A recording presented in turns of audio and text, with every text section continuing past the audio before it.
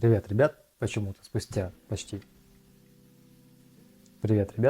почти спустя 2 года YouTube начал продвигать мое вот это короткое видео, как я вылечил грыжи и протрузии поясничного отдела. И под ним внезапно для меня начали появляться первые трэш-комментаторы на канале. Самых неадекватных я сразу блокирую, но есть и те, кто как бы аргументированно, достаточно выражает свою какую-то мысль, но читая все это для меня все равно выглядит немножечко, как минимум, глупо.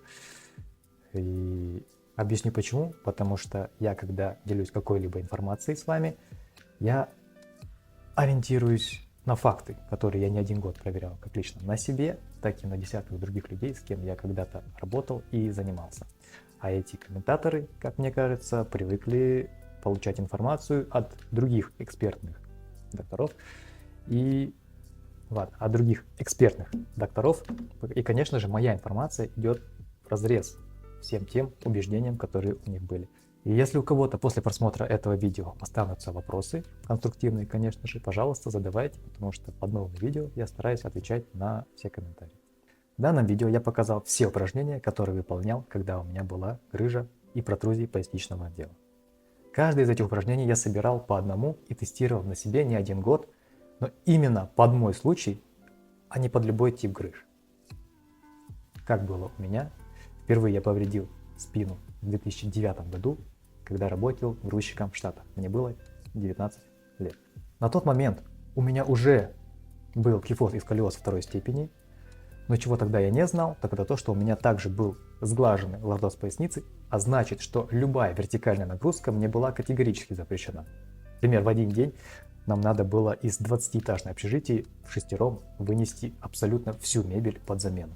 Следующие несколько лет я начинаю активно заниматься, потому что у меня не было тогда планов исправить какие-то искривления, я вообще не знал, что это возможно сделать.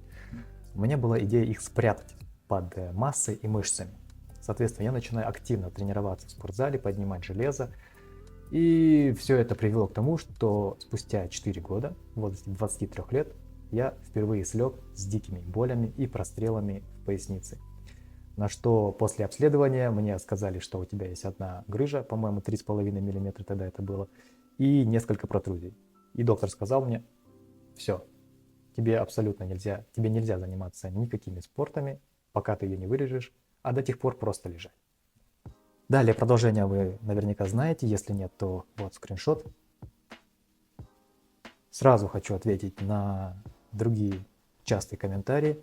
Это покажи МРТ до и после, как у тебя была грыжа и как у тебя сейчас ее нет.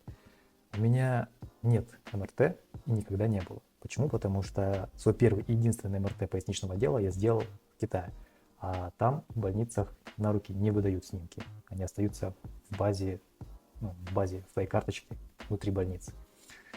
Не знаю, везде ли так, но в моем случае было именно так. Соответственно, следующий МРТ я не делал.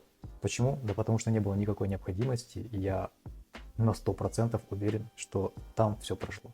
Потому что тот уровень нагрузки, с которым я начал работать после выздоровления, это совсем другой уровень. Это как раз таки то время, когда я начал заниматься как калистеникой, и у меня не получилось, потому что у меня был кифоз и сколиоз второй степени, так и все остальные тренировки по восстановлению этих искривлений.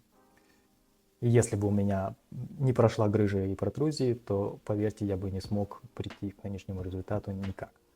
Так вот, если у вас грыжа и болит поясница из-за сглаженного лордоза, плюс была вертикальная нагрузка, плюс была на сглаженный лордоз, на поясницу со сглаженным лордозом была нагрузка различными упражнениями, даже такими как простые скручивания, планки и так далее, то ваш случай похож на мой, и мой комплекс с вероятностью 90% вам подойдет. Но опять же, делать его нужно с умом, а не бездумно повторять последовательное движение. Так грыжу вылечить невозможно. Это, опять же, повторюсь, это не то, что накачать пресс, это не то, что накачать какие-то мышцы. Ты не можешь просто взять, начать выполнять какие-то рандомные движения и ждать, пока у тебя пройдет воспалительные процессы поясницы, которые являются следствием чего-либо, а никак не первопричиной.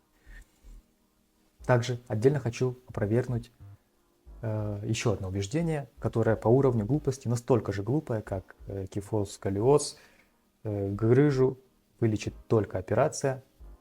Ну, вы знаете предысторию, да? То, что грыжа – это возрастное.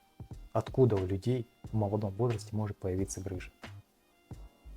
Я не знаю, откуда у людей действительно такие данные, что грыжа – это возрастное. Если это правда, то это только на 10%. Потому что статистика обращения с грыжами и протрузиями – это 20-40 лет. И это только мои личные данные. Я ради интереса спросил Грока третьего. Если кто не знает, то по каким-то причинам это самое достоверное. Из всех искусственных интеллектов у Грока на данный момент почему-то самая достоверная медицинская информация и анализ между какими-то устаревшими медицинскими убеждениями и современными исследованиями. И он на 10 из 10 выразил мои мысли. Давайте я сейчас зачитаю. Почему люди считают, что грыжа позвоночника – это возрастное? Дело в стереотипах и недостатке информации. Многие считают грыжу позвоночника возрастным явлением, потому что с возрастом действительно увеличивается риск дегенеративных изменений в позвоночнике. Хрящи изнашиваются, диски теряют эластичность, мышцы слабеют. Это создает почву для проблем вроде грыжи. Плюс у пожилых людей чаще встречаются такие диагнозы, что укрепляет ассоциацию. Но на деле грыжа беспозвоночного диска это не исключительно возрастное. Она может появиться у молодых из-за травм, неправильной осанки, сидячего образа жизни, тяжелых нагрузок или даже генетики. Что в принципе в современных реальностях каждый второй человек имеет потенциально получить проблему грыжи и протрузии поясничного отдела. Просто у старших чаще накапливаются факторы риска, а у молодых проблема кажется неожиданной. Люди склонны упрощать, видят, что бабушки жалуются на спину и думают, это старость, а реальность гораздо сложнее. Я скажу так, что именно молодые ребята сейчас получают различные проблемы с осанкой. Это начинается с подросткового возраста. Из-за сидячего дальнейшего, из-за студенческого, из-за школьного, студенческого и потом после рабочего, сидячего образа жизни у всех идут нарушения осанки. И формируется среда, которая допускает наличие грыжи протрузий, я говорю, у каждого второго, у каждого третьего. Просто у старших, не все придают этому вовремя значение. Все ребята в возрасте до 20 лет начинают работать и заниматься самой неподходящей работой, например, при весе 50 кг работать грузчик. Я могу привести вам как минимум 5 примеров того, как образовалась грыжа и протрузии поясничного отдела у молодых ребят на моей практике. Первое – это абсолютно такой же случай, как и у меня. Сглаженный лордоз плюс вертикальная нагрузка. И так уж получилось, что из всех случаев, которые были у меня, это никогда не был просто сглаженный лордоз. Это обязательно был сначала кифоз-сколиоз плюс сглаженный лордоз плюс вертикальная нагрузка. Все, этот случай самый такой мне близкий, потому что так было действительно у меня, и я через это прошел. Второй случай – гиперлордоз. По моей статистике, именно у ребят, у кого развился кифоз Шермана-Мау, у них же есть и гиперлордоз. Соответственно, у них в области гиперлордоза, то есть это середина спины, либо верхняя часть поясницы, там у них образуется грыжа. То есть, соответственно, в отличие от людей, ребят, если сравнить сглаженный лордоз поясницы плюс вертикальная нагрузка, это грыжа поясничного отдела, гиперлордоз плюс вертикальная нагрузка, это грыжа середины спины. Третий случай – это молодые мамочки. Девушки, которые не привыкли носить тяжести, но они постоянно нянчат своего ребенка, соответственно, у них образуется вот эта мамина осанка. Это живот надо избыточно выпирать вперед, чтобы сложить сюда ребенка, и наклонять спину, и немножко наклонять спину. Все, то есть это получается абсолютно функциональный изгиб, который очень похож на кифоз, по структуре на кифоз Шермана-Мау, но в отличие от него, это намеренно изгибание верха тела. Это не то, что в кифозе Шермана-Мау сначала ноги вытягивают вас вниз, и потом все тело вынуждено прогнуться под короткую длину мышц ног. Следующий тип грыж – это компьютерная шея.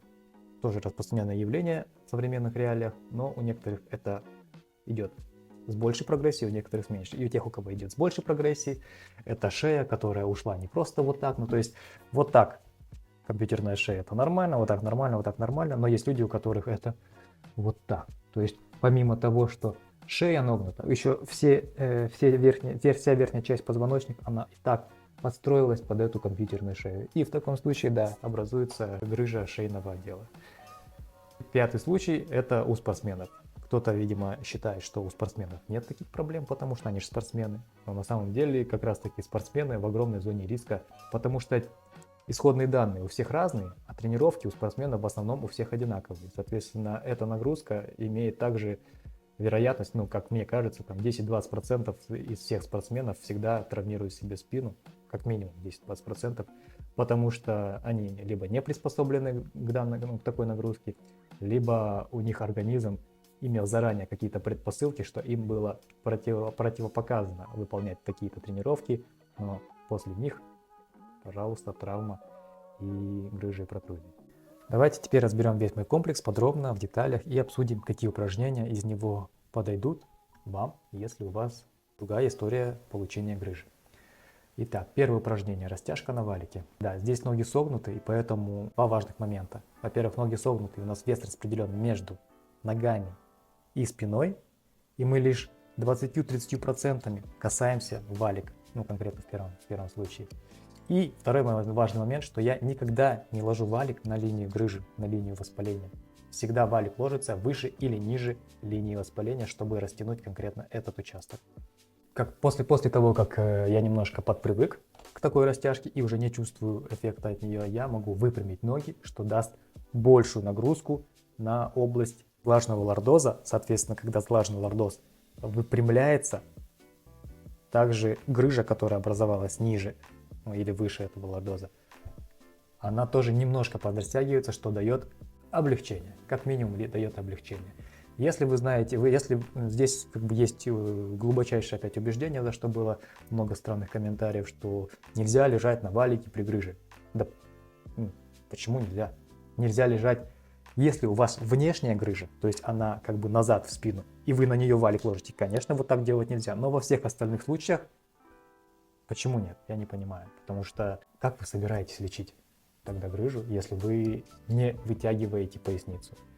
Не растягиваете то, что зажато и прижато, из-за чего в принципе и образовалась грыжа. Третье упражнение – это прижимаем колени к груди. То же самое, что и первое, второе упражнение, только в обратную сторону. То есть мы влажный лордоз растянули в эту сторону, и верхнюю часть поясницы теперь нам надо закрутить к себе, и выполнять это надо очень правильно. И это то самое упражнение, которое подойдет как при влажном лордозе, так и при гиперлордозе. Опять же, вы можете выполнять только это упражнение на протяжении 3-6 месяцев. И это будет ваше действие вытяжения, что тоже правильно. Следующее упражнение – растяжка в позе кобры. Сразу помарка тем, у кого гиперлордоз и грыжа, это упражнение не подойдет. Тем, у кого сглаженный лордоз и грыжа, подойдет. Но опять же, очень аккуратно. Задача не максимальный прогиб сделать, а именно вытянуться и потихонечку растягивать область поясницы, потому что там, опять же, там все зажато. Вы не сможете вылечить ничего, если вы измените вот эту среду обитания вашей грыжи. А она изменяется только изменением образа жизни и привычек. То есть вам нужно перестать делать то есть работать грузчиком условно, да, или сидеть в неправильной позиции и давить постоянно массой, верхней массой тела на это воспаление. Здесь нужно также потихонечку выполнять вытягивающие движения, чтобы снять напряжение с поясницы. Да. Следующее упражнение – растяжки, опять же. Это все еще первая часть, это все еще растяжка. Опять же, это не значит, что нужно все 5 упражнений последовательно выполнять. Ну, например, можно только тем, у кого случай схож с моим. Всем остальным выбрать одно, максимум 2 упражнения из раздела растяжки, а их тут 6 или 7 упражнений, сейчас посмотрим, и выполнять их, только те, которые подходят вам. Перекаты медленно. Здесь скорость этого видео x3, то есть вы делаете, соответственно, в 3 раза медленнее и осторожнее это движение. Во время перекатов мы вращаем тазом, что тоже является хорошим действием, потому что мы развиваем подвижность таза. И вот 6-е упражнение в растяжке, где мы складываем колени на одну сторону, затем на другую сторону и придавливаем себе колено пяткой. Это одно из лучших упражнений, я сразу скажу, это одно из лучших упражнений под любой тип грыж поясничного отдела. Это то же самое действие, что если лежать на валике. Но если у вас нет валика, или по каким-то причинам вы не любите использовать валик или не можете использовать валик, вот это упражнение, оно точно вытягивает поясницу. Но опять же, делать его нужно правильно, нужно ровно лечь, под правильным углом согнуть колени и направить их в одну сторону, в левую сторону и прижать, соответственно, левой пяткой правое колено. И в другую сторону, где все делаем зеркально симметрично. Опять же, делаем на ту сторону, на которую у вас грыжа. Если грыжа с правой стороны, то ноги закидываем в левую сторону, колени в левую сторону, растягиваем правую сторону. Если у вас грыжа с левой стороны, то колени закидываются на правую сторону и растягивается, вытягивается левая сторона. Так, ребят, оказывается, я начал икать, у меня разрядилась батарейка в микрофоне, и следующие 15 минут я разговаривал в тишине сам с собой. Давайте продолжим с того момента, где закончили. Итак, продолжаем. Упражнение номер 7. Начинается часть 2, укрепление. Заметьте, часть 1 это была растяжка, 6 упражнений. Опять же, не значит, что нужно выполнять все 6 упражнений подряд. Можете выбрать из них 1-2 упражнения и выполнять их в течение 3-6 месяцев. Часть 2. Укрепление. Первое упражнение. Подъемы таза. Может показаться, что я выполняю данное упражнение не совсем правильно, потому что слишком высоко поднимаю таз. Но опять же, при моем случае сглаженного лордоза, именно так и нужно выполнять это упражнение немножко выше стандартной высоты, для того, чтобы лучше задействовать те самые мышцы в пояснице, которые при сглаженном лордозе атрофируются. И баклажка на мне 5 литров, но она наполнена наполовину, то есть в среднем где-то 2 килограмма будет достаточно. Опять же, если у вас гиперлордоз, данное упражнение вам не подходит. Следующее упражнение, 8. Хвост скорпиона. Одно из лучших упражнений на укрепление нижней части спины, на закрепление того результата, который вы добились за все предыдущие действия. Углублюсь здесь в этом вопросе. Почему я восстанавливал грыжу 2 года? Потому что каждые несколько месяцев я, конечно же, забрасывал, чтобы проверить, вернется ли болевое ощущение или не вернется. Вернуться, всегда вернуться. То есть, в конце концов, я пришел к тому, что одной растяжки недостаточно для того, чтобы зафиксировать этот результат. Нужно укреплять тот самый результат. И именно хвост скорпиона, упражнение, которое мне помогло действительно укрепить нижнюю часть спины. Я не могу сказать, что она стала суперсильной, но то, что она стала оптимальной силы, чтобы больше не провоцировать меня на проявление грыжи или протрузии. Но опять же, если я сейчас подниму какой-то 100-килограммовый шкаф и потащу его в течение 10 минут, конечно же, у меня снова есть большая вероятность, что у меня снова повредится поясница, образуется какая-то протрузия, какое-то воспаление. Почему? Потому что, по моим личным оценкам, моя поясница и нижняя часть спины все еще недостаточно сильные, мне еще нужно достаточно долго ее укреплять становой тягой и подобными упражнениями, как хвост скорпиона. Последнее, 9 упражнение. Про хвост скорпиона еще. Опять же, если у вас слабая нижняя часть спины, вы не сможете выполнять это упражнение сразу.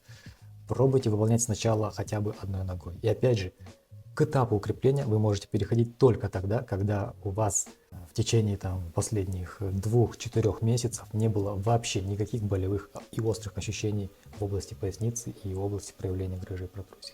Последнее, 9 упражнение – это обычные приседания. Казалось бы, какая связь приседаний с грыжей и протрузией, но на самом деле обратите внимание на технику.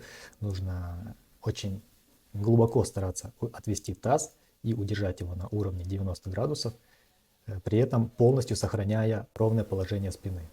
То есть именно движение такого вытяжения таза, не как человеку, у которого был сглаженный лордоз, и не хватало на регулярной основе, чтобы как минимум поддерживать его в нормальном состоянии. Подытожить. Прийти к выводу, что наш организм не приспособлен поднимать тяжести, да нет, приспособлен. Давайте просто на примере Индии, где женщины регулярно определенного класса регулярно переносят тяжести на своей голове. Они просто, возможно, вы это видели, попробую найти какие-то ставки. Они просто ставят огромные тяжести себе на голову и несут их, либо поддерживая, либо иногда даже не поддерживая, балансируя идеально всем своим телом. И вопрос, что значит у каждой второй или у каждой третьей такой женщины есть грыжи или протрузии, я не спрашивал, честно, но могу сказать свое предположение, что скорее всего нет. Почему? Потому что они делают это все одинаково, идеально правильно. То есть по технологии, так как это было природно задумано, чтобы наше тело было в правильном выпрямлении, было таким цельным столбом. Цельным столбом, на который можно положить определенный вес и перенести. Я не знаю, какое у этого ограничение, но при правильном выпрямлении вся эта нагрузка распределяется равномерно и не приносит организму никакого ущерба. Я сам это не раз проверял, когда вот, мы при переезде, при ремонте таскали и 20, и 30 килограммовые мешки. Чем таскать его на плече или нести его вот так на руках, его надо правильно положить на голову, и тогда можно хоть 2, хоть 3 мешка положить, и действительно организму хватает сил, потому что мы не мышцами его держим, мы держим его нашим скелетом. И мышцы только помогают и сопутствуют этому в очень такой сбалансированной минимальной напряженности. Поэтому да, если работать на таких работах, как грузчик, где нужно регулярно поднимать тяжести, нужно делать это, во-первых, очень правильно, а во-вторых, нужно иметь подготовленное к этому тело, потому что неподготовленное тело — это всегда будет травма. Так вот, еще раз подытожим, да, какие из этих 9 упражнений можно делать при гиперлордозе. Давайте посмотрим. Первое упражнение — растяжка на валике. При гиперлордозе не нужна, потому что у вас там и так избыточный прогиб. Третье упражнение — подвод коленей, обязательное упражнение. Четвертое упражнение не подходит тем, у кого гиперлордоз. Пятое упражнение — перекаты, не подходит тем, у кого гиперлордоз. Шестое упражнение подходит тем, у кого гиперлордоз, но опять же делать его нужно правильно, не выпячивая ребра наверх. Можете руки положить вот так вот, сложить их на ребра, чтобы ребра не отрывались от пола во время выполнения этого упражнения. Так, седьмое упражнение не подойдет тем, у кого есть гиперлордоз, такое укрепление вам будет бессмысленно. Восьмое упражнение — хвост скорпиона, подойдет, но не всем и не всегда. Опять же, да, и приседания, да, если вы умеете выдерживать правильную позицию спины, то приседания и при гиперлордозе тоже будут полезны. Так, и да, ребят, можете написать, если у вас гиперлордоз, то на каком участке у вас была или есть грыжа или протрузии, на поясничном отделе, либо на грудном отделе. Почему спрашиваю? Потому что это такое сейчас частое явление, когда при гиперлордозе, как я замечаю, чаще грыжа образуется все-таки на грудном отделе, потому что на поясницу это сильно не влияет так негативно, как сглаженный лордоз, но гиперлордоз меняет положение нагрузки на грудной отдел, и вот это все придавливает именно середину спины, участки где-то вот Т10, Т12 позвонки. Также я запишу отдельный комплекс упражнений на исправление грыжи при гиперлордозе и при перекосе таза. Тех, кто досмотрел это видео до конца, сделаю небольшой анонс.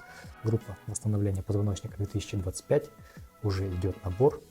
И так получилось, что я беру в группу всего, в прошлом году брал, в общем, 10 человек пришли, в этом году возьму 15 человек. Но дело в том, что из тех 10 человек 7 человек идут на второй год продолжать улучшать свои результаты. Если вы не видели результаты, то можете посмотреть их либо в записях канала YouTube, либо в Инстаграме. Итого будет новых 8 мест в этом году. Если вы готовы работать со своими искривлениями, а знаете, ребят, это непростая работа. Это не так просто, как ничто. Вот так вот я скажу. Это большая, сложная, длительная работа, но все возможно, потому что та методика, которую мы используем в занятиях, она максимально, так сказать, щадящая, безопасная, главное, что эффективная. Да, если вы хотите заниматься со мной в годовой группе, пожалуйста, отправляйте заявки через сайт. 8 мест, пока еще не было официального анонса, только для тех, кто посмотрел это видео. Все, ребят, всем пока.